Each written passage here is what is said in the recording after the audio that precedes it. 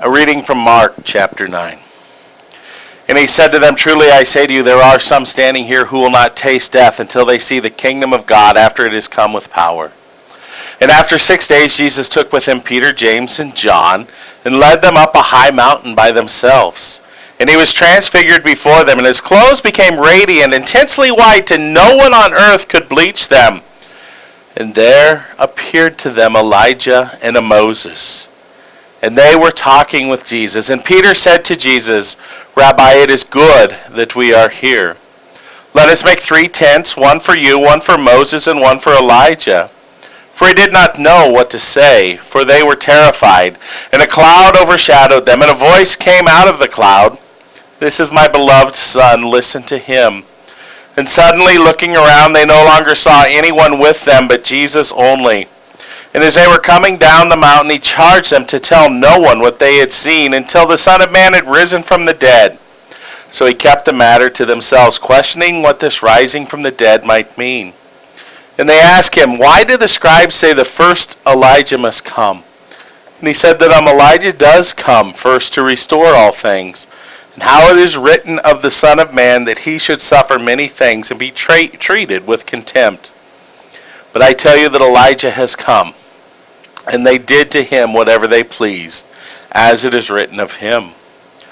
And when they came to the disciples, they saw a great crowd around them, and the scribes arguing with them. Immediately all of the crowds, when they saw him, were greatly amazed, and ran up to him and greeted him. And he asked them, What are you arguing about with them? And someone from the crowd answered him, Teacher, I brought my son to you, for he has a spirit that makes him mute. And whenever it seizes him, it throws him down, and he foams and grinds his teeth and becomes rigid. So I asked your disciples to cast it out, and they were not able. And he answered them, O faithless generation, how long am I to be with you?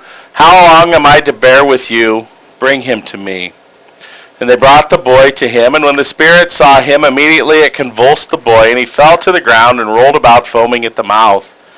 And Jesus asked his father, How long has this been happening to him? And he said, From childhood. And it has often cast him into the fire and into water to destroy him. But if you can do anything, have compassion on us and help us. And Jesus said to him, If you can't, all things are possible for one who believes.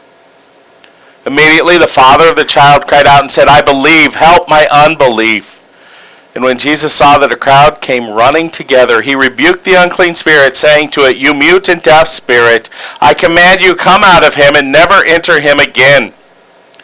And after crying out and convulsing him terribly, it came out, and the boy was like a corpse, so that most of them said, He is dead. But Jesus took him by the hand and lifted him up, and he arose. And when he had entered the house, his disciples asked him privately, Why could we not cast it out? And he said to them, This kind cannot be driven out by anything but prayer. They went on from there and passed through Galilee, and he did not want anyone to know, for he was teaching his disciples, saying that to them, The Son of Man is going to be delivered into the hands of men, and they will kill him. And when he is killed, after 3 days he will rise. But they did not understand the saying, and were afraid to ask him.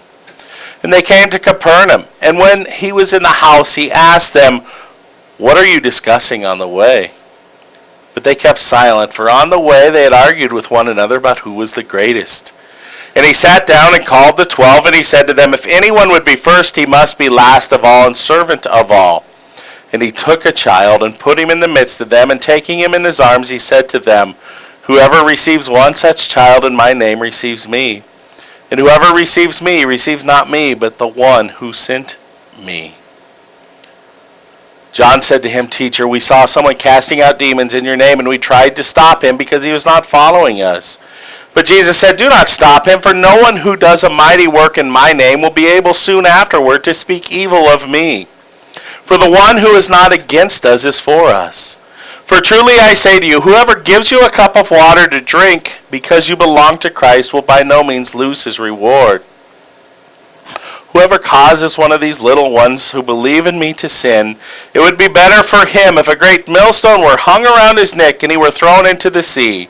And if your hand causes you to sin, cut it off.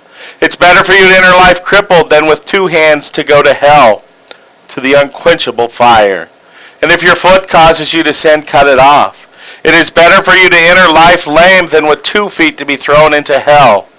And if your eye causes you to sin, tear it out. It is better for you to enter the kingdom of God with 1 eye than with 2 eyes to be thrown into hell. When the worm does not die and the fire is not quenched, for everyone will be salted with fire. Salt is good, but if the salt has lost its saltiness, how will you make it taste salty again? Have salt in yourselves and be at peace with one another.